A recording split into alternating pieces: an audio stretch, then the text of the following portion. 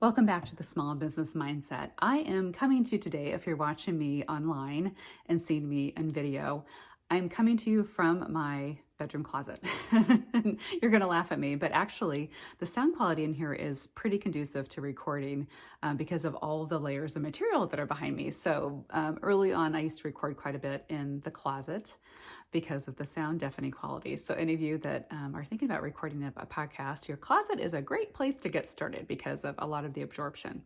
But I also wanted to come to you and talk to you today. I just got done with a workout, and I think of no better time as we're kicking off the new year, setting those goals, setting those resolutions, as far as thinking about how our health impacts our business.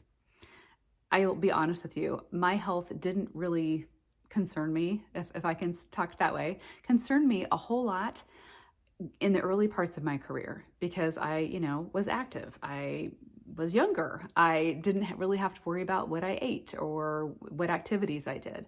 I enjoyed it. I was an athlete. I played sports growing up.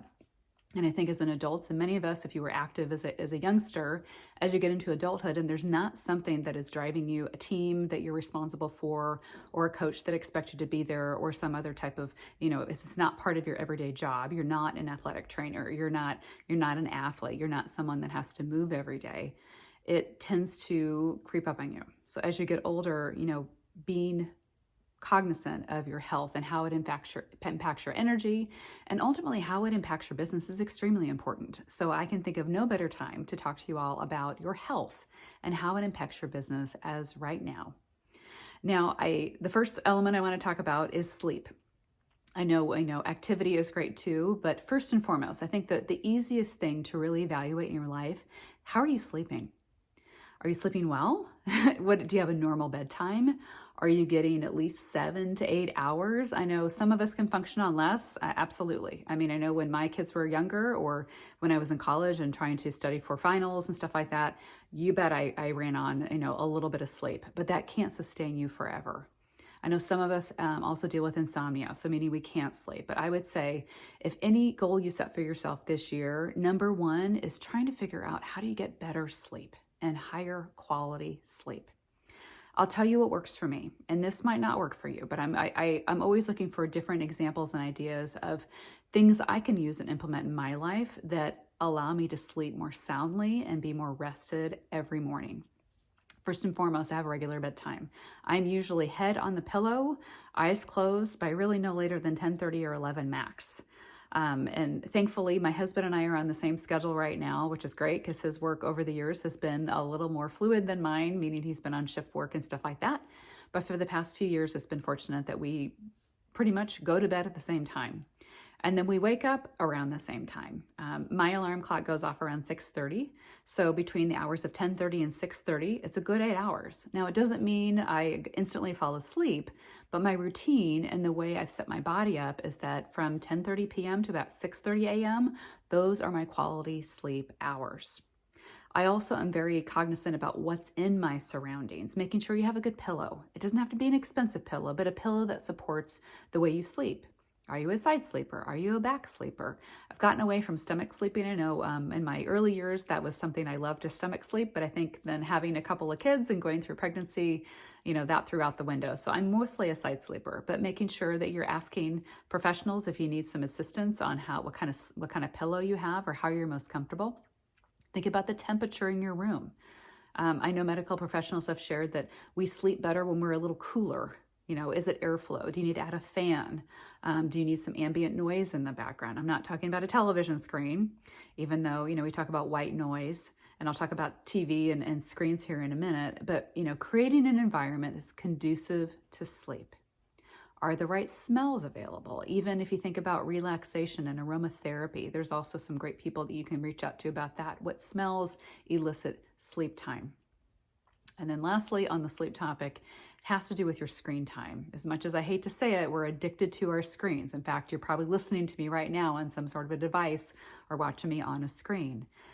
Think about, and all phones have this, a do not disturb option. I have my do not disturb set up on my phone from 10 p.m. to 6 a.m. So a little before my head hits the pillow and, a little before I get up. But it allows me a good 8 hours of uninterruption. Now, most do not disturb functions on your phones you can allow for some emergency breakthroughs. Because I know one question I get from people is like, what if my child is out with friends because they're teenagers or young adults and they need to get a hold of me, or maybe I have a parent or I have a family member or a friend that needs to get a hold of me in an emergency. How am I going to hear them? Most do not disturb options have those emergency breakthrough where you can set somebody up as one of your favorites so they will ring through to you.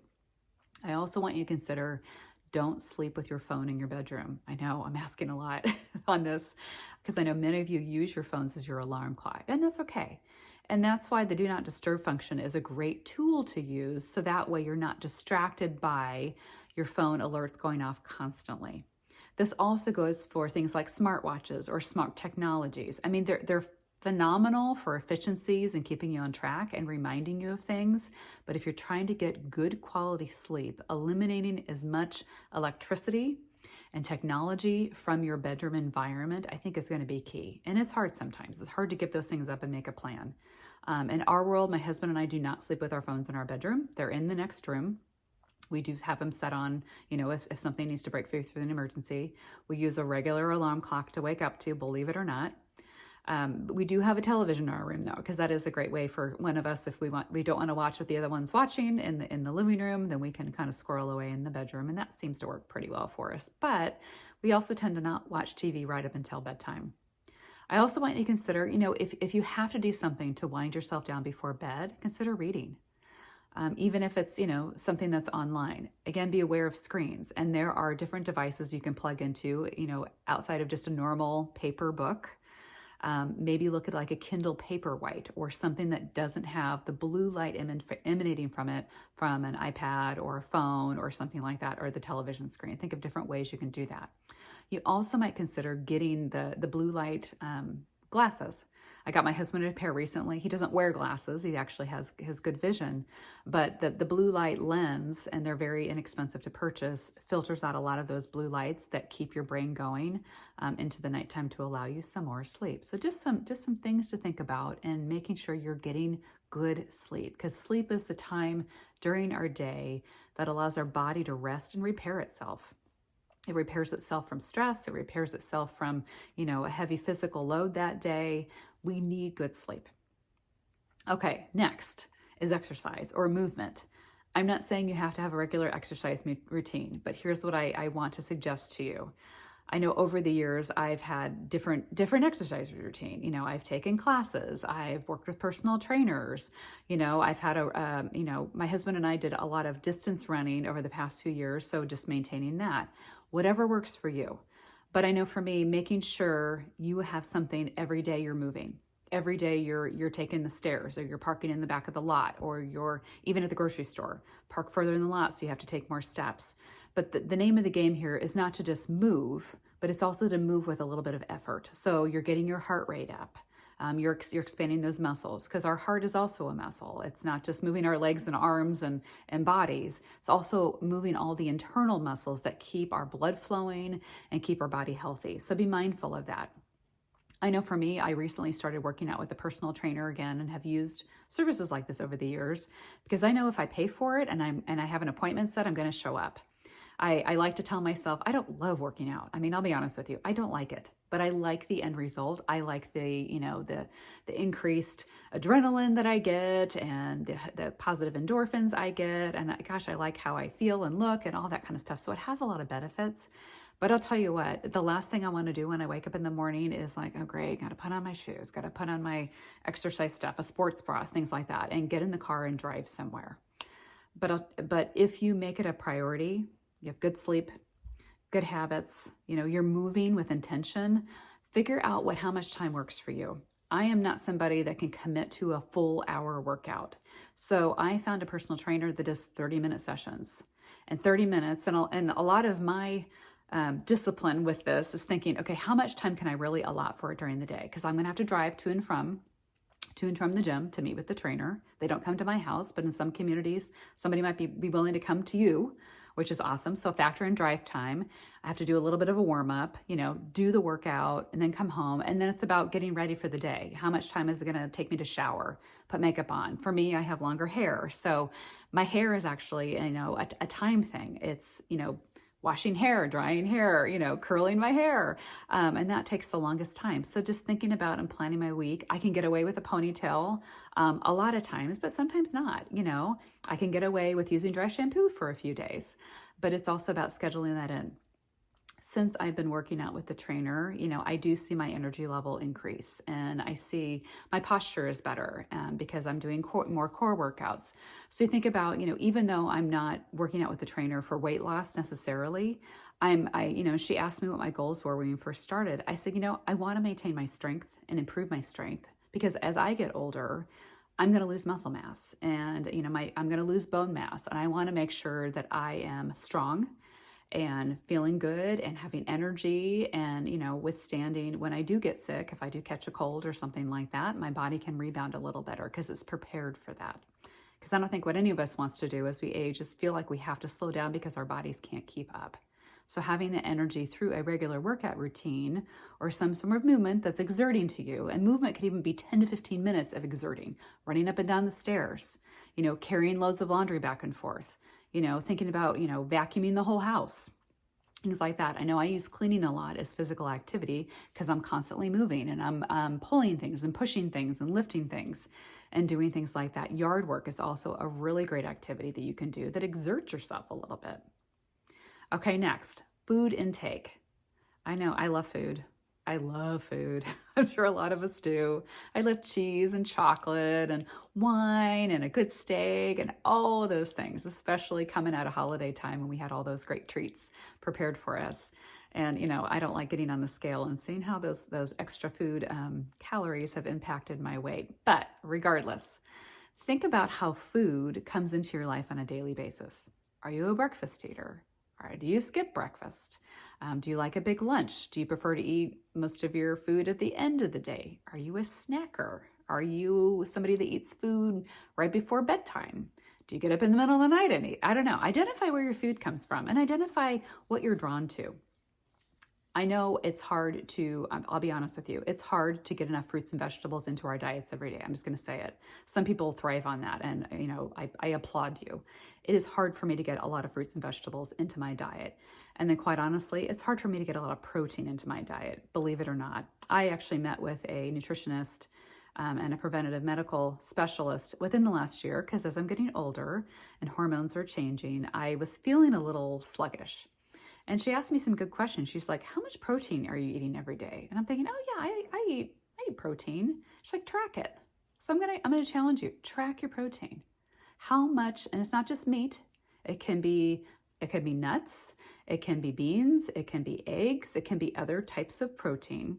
How many grams of protein? And this is easy to figure out. Jump online and look up, how many grams of protein a stick of mozzarella cheese, like a string cheese. How much is that? It might say on the package, but it's easy to find out. And she challenged me to consume 100 grams of protein a day. I thought, oh gosh, I do that already. It's easy. I wasn't even hitting half of that. And how she described it to me is that our bodies that have a lot of muscle likes protein. If you want to build muscle, you need to eat protein. And protein also keeps you fuller throughout the day, so you don't have as many of those carb cravings because, oh my gosh, I love my carbs too. I love, crackers and pasta and bread and all that stuff, and especially breakfast time. I mean, nothing sounds more amazing to me when I wake up in the morning is something hot and sweet and carb loaded for breakfast, whether it's oatmeal or, toast with cinnamon on it. I don't know. I mean, you name it. I mean, I'll have the full pancake breakfast if you let me. But I know as we get older, and as we're less active, so it's a combination of all these things. Think about your food intake and what you're really consuming. I'm also a big supporter. It's all about moderation. I have a big sweet tooth. In fact, if you put a wedding cake in front of me, give me the corner piece with the most frosting on it. I'm your girl.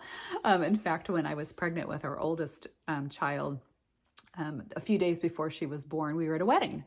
And I was out to here pregnant, and when you're that pregnant, everything pushes up against your stomach. So I couldn't eat a lot at the time because I didn't feel very good after that because everything was all pressed together with a big baby in my tummy. But man, I had the biggest piece of wedding cake that day, and I didn't feel bad about it. I felt crappy later, but I'm like, you know what? It's a few days before I'm going to be giving birth to my daughter. Might as well live it up, but that's not something I would probably do today because, I don't have the excuse of giving birth to a baby. But I digress.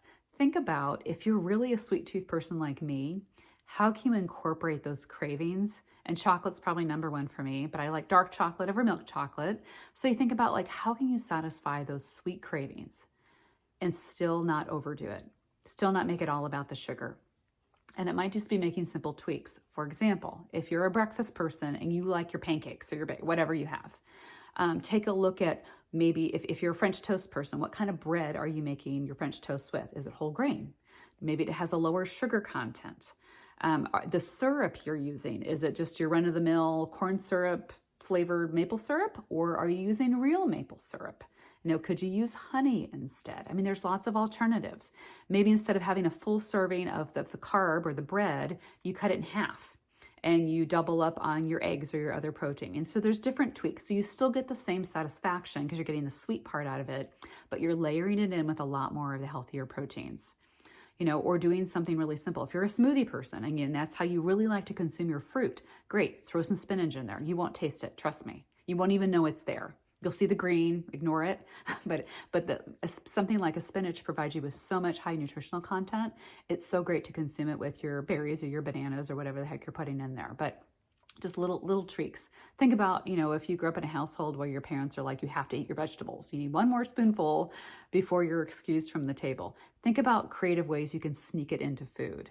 If you're preparing spaghetti that night, can you sneak in a little bit of vegetables into the sauce? Because honestly, no one's even going to know because the tomato sauce is probably going to hide the taste of the broccoli or the peas or whatever the heck you slip in there. Spinach is also really good for this too. It might be zucchini. I don't know. But just be thoughtful of adding a little bit. Don't take anything away. Just add a little bit, replace a little bit, and see how that works for you. I want to talk about something that might be a little touchy for some people, and that's alcohol. And I'm going to call it alcohol and other addictions. And I don't mean this to scare you. I'm not saying you're an alcoholic. I'm not saying I'm an alcoholic, but I do like to drink wine. And I have gotten in the habit over the past few years of most days, I have a glass of wine or two every night. Now, I love the taste of wine, and I also like the type of activity that wine solicits, and it's similar to drinking coffee. And coffee could be another addiction, or caffeine, because coffee and wine or a beverage like that, you usually don't guzzle it. Unlike, if you come in from a hot day and you just want a big glass of water, you guzzle the water. Most of the time, you don't guzzle wine, or you guzzle alcohol, or you guzzle a caffeine product. You sip it. And I think my brain likes the slow activity of consuming those type of beverages. And it probably also likes the benefit of the alcohol that comes in. Now, I rarely, on the daily, have a glass or two of wine. I don't get a buzz off of it. Not that I feel. And I slowly drink it over time. So, I mean, I never taken a breathalyzer test after doing this, but I've never felt like I couldn't, if I had to jump in a car, operate a car. So that's where I really want you to be careful with, if you're in the position where you're drinking so much and you just don't feel like you should be operating motor vehicles or, being around young children or doing things like that. And that's a hard conversation to have with people because I think sometimes we hate to admit those vices that we have in our lives because it's embarrassing and we don't want to admit that we're failing in one area. I'm not calling that at all. I'm just saying it's probably not the best health habit. And since this episode, we're talking about how to be healthy, to have more energy, because if you are healthy and you have more energy and your body is producing at the highest level possible, think of what you can do for your business. Think of what you can bring to the table for your business. In addition to just alcohol and caffeine, maybe you're a soda drinker. I know my husband likes his Diet Coke. Think about what that looks like for you throughout the day. A few years ago, I had an abnormal mammogram. And I know many of the ladies, if you're listening here, you're watching, and you're over the age, I'm going to say 40, please go get a mammogram just to get a baseline. This was not my first one. I actually had a mammogram a few times before, but this one was abnormal. And, those of you, whether you've had a mammogram before, you've had other type of test, or you noticed a lump or something like that, having a doctor tell you something doesn't look right, quite honestly, scared the crap out of me. And I think, oh my gosh. And a couple years before that, my mom actually had a tumor, and it was considered to be stage 1 breast cancer. And, she was almost 70 at the time. And so thankfully, and she's still with us, thankfully, they addressed it pretty quickly, did some surgery, did some radiation, and said her chances of it coming back are pretty slim. And thankfully, we don't have a history of breast cancer in our family. But at the age of, my early 40s, when I got told there's an abnormality, I thought, oh my gosh, whoa, like full stop here. What's happening? Thankfully, it was just a cyst. But it was something new. And I think anytime you have something new like that, you want to address it. And I am the biggest proponent for preventative maintenance. If I can make sure and get checked up and checked out what's happening, what's going on. Thankfully, in the town that we live in, they have a new breast cancer specialist within our hospital system. And so I was referred to her. She was fantastic. She is fantastic. In fact, I see her every 6 months now. And we had a chance to sit down and do a full health history and really understand my genetics. And some of you might not know your genetics, but as much as you know, health history. I had a grandfather who did have cancer. Now, granted, he was a guy and it wasn't breast cancer, but there was cancer in my family. And that's what he ultimately passed from. So she wanted to evaluate, okay, what's happening in my body, what's going on with me, doing some tests. So they determined I'm not high risk, but I'm on the cusp of being high risk for breast cancer. And I said, what can I be doing? Other than just monitoring it. I'm going to come in every year for a mammogram. So every 6 months I go get a breast MRI. And then 6 months after that, I get a mammogram, and we can follow it up with a sonogram. But I want them to take a deep dive constantly, doing self-checks at home. But I said, what more can I be doing? Is there something I can do with my diet or what I'm consuming or how I'm acting or feeling or vitamins, you name it? What do I need to do? Her advice to me, and please consult your healthcare professional, but this is just what she advised me. She's like, you can do 2 things right away. I'm like, tell me. She's like, 1, you can cut out caffeine. I'm like, wow, okay. Because I'm a big coffee drinker, and I only drink coffee in the morning, but I drink a lot of it. I can probably go through a full pot. I'm sipping on it all morning, and then I'm done for the day. I usually don't drink coffee afternoon, but I drink it in the morning. She's like, if you can figure out a way to curb your caffeine consumption, that would help. I'm like, okay. So my husband, bless his heart, made a pact with me, and we switched all of our coffee at home. We did half calf, so we mix decaf with regular caffeinated coffee, and that's what I drink. And then when I'm outside the house, if I order a coffee, like if I'm in a coffee shop, I always get decaf, and it doesn't taste any different. And I'll admit to you, that first week, I had no idea how much caffeine I consumed, because I'm not a soda drinker, and I don't drink iced tea. Really, the only caffeine I would consume during the day is in the morning, and I would have a lot of coffee. So it surprised me when I even cut it down 50%. I had a headache and I felt weird, for about the first week, and then it subsided. But I didn't realize that caffeine consumption impacted me that much. Since then, I haven't noticed. And, coupling my caffeine consumption and decreased it quite a bit with making sure I'm getting good sleep, making sure I'm moving, my energy level is great. I don't have those afternoon slug times like at 2 o'clock in the afternoon when, your lunch has been digested and you're kind of in a slug at work and it's not yet 5 o'clock. I don't get that anymore, which is pretty awesome. So just a tweak. The second thing she told me to take was vitamin D. I think most of us don't get a lot of natural sunshine because we're in an office and we're behind a screen and we're not going outside very much at all. Unlike when we were yet little and our mom or dad said, hey, go outside, go outside, go outside. We don't do that as much anymore. So our natural vitamin D consumption from the sun is very limited, and that impacts our energy level and how our bodies function. So I did those 2 things. I really whittled down the caffeine and I increased the vitamin D intake. And I'm happy to say the cysts are gone, which is awesome. Made me feel really good. I'm like, this is really working. I still get checks. Because, the beautiful thing about breast cancer, if there can be something, if it's caught early, it can be treated. And I think just like anything with your body, if you catch it early, it can be treated. So why not catch it early?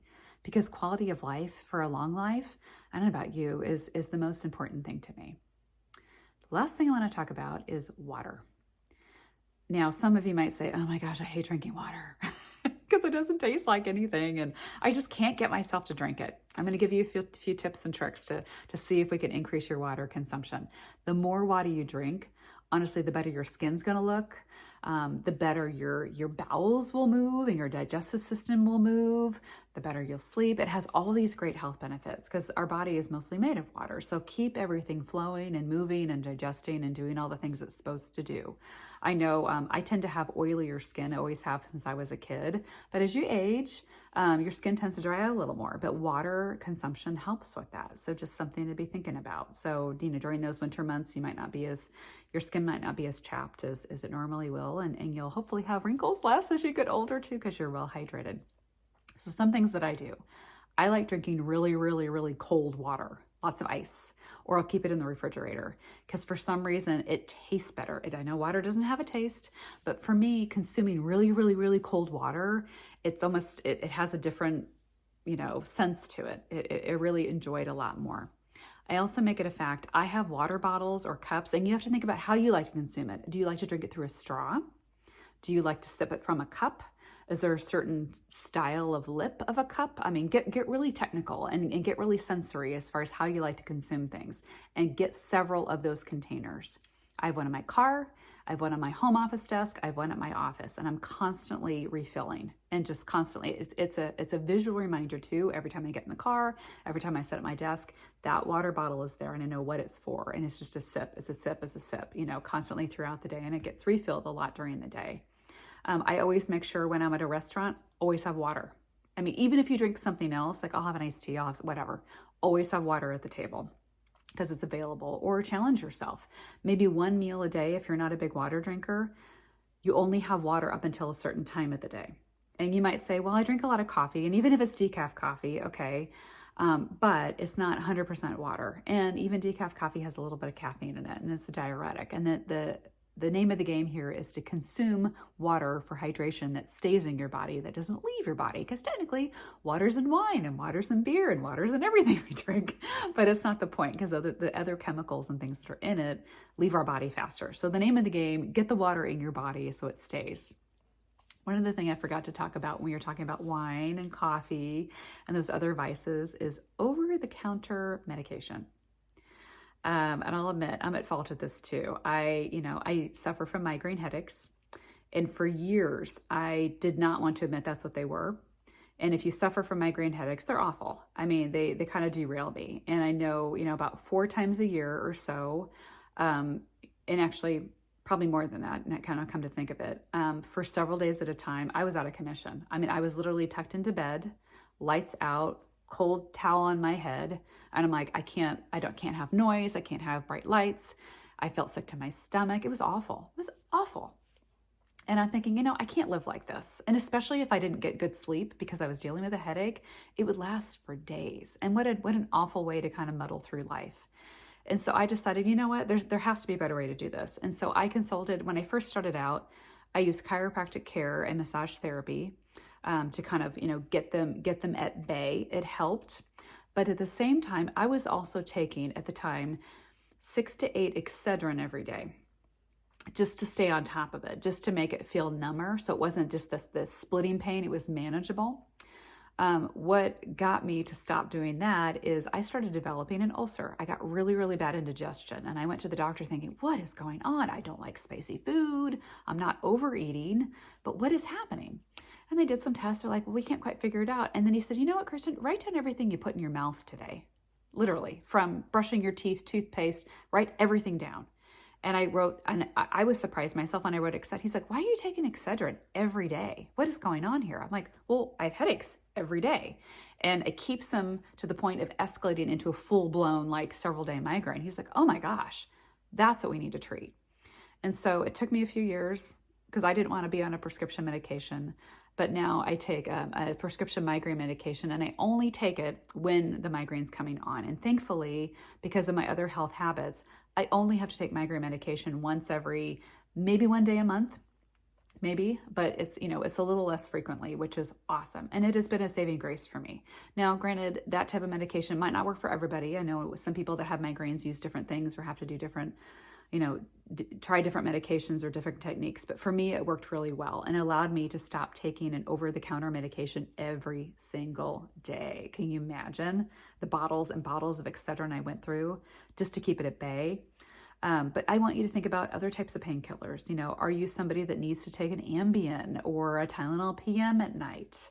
I would love for you to wean yourself off of that. There are a lot more natural ways to encourage sleep. And this is where you need to talk to your health professional. But even I know when my kids were little and they were having trouble sleeping, our pediatrician said you might consider some melatonin. That's more natural. Again, I'm not a health professional. You need to consult your own to advise on what works best for you. But there are lots of alternatives. Putting extra chemicals in your body isn't always great. And if it means that that's your normal, you might think about disrupting your normal and figure out what feels more natural to you. A lot of times you can treat those aches and pains and ailments and headaches with more natural means by adjusting your lifestyle and not having to turn to a drug to calm the pain or to calm the symptom down. I know over years too, I found out I'm allergic to antibiotics and penicillin, not antibiotics, but now I'm also allergic to ibuprofen. So those are two drugs I can't even have in my system. And it kind of surprised me, and I'm allergic to other things too, because why not? We're all allergic to something. But dealing with allergies and figuring out how that works into your everyday life can be challenging sometimes. I totally get it. But finding alternate means, I know for me, if I'm having some muscle tension in my neck and shoulders, maybe it's a cold ice pack, or it's meditation, or it's doing some extra stretching, or getting in for a massage, or using foam rollers or tennis balls to kind of work out those stiff areas. That's very helpful to me, and it allows me to not have to turn to a bottle of ibuprofen or a bottle of Tylenol, whatever you reach for. So anyway, I hope that you have gotten some ideas on how you can continue to elevate your health, to elevate your energy, so that way you can be the most plugged in, tuned in person for your business, for your clients, and be a successful person as we kick off 2023.